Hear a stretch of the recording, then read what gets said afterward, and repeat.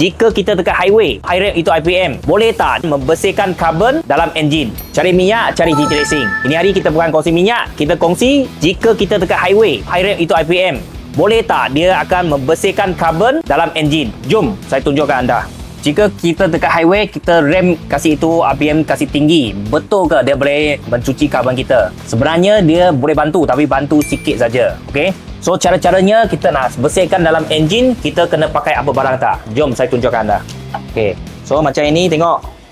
Kalau dalam enjin dia berkarbon-karbon macam ni sludge. Okey. Macam mana kita nak selesaikan masalah ini? Cara dia senang saja. Anda boleh tekan link di bawah. Boleh dapatkan ini produk engine flush oil. So engine flush oil ini sebenarnya dia boleh bersih dalam engine punya sludge dan karbon. Okey. Dia ada 5 kali ganda bersih sludge deposit, improve fuel economy dan juga prolong engine life. Mana dia akan lebih engine punya jaga hayat. So dia akan bersih dalam engine karbon. So kawan-kawan, jika kereta anda engine dalam banyak karbon dan kotor, boleh cuba GT Engine Flush. Boleh selesai masalah anda.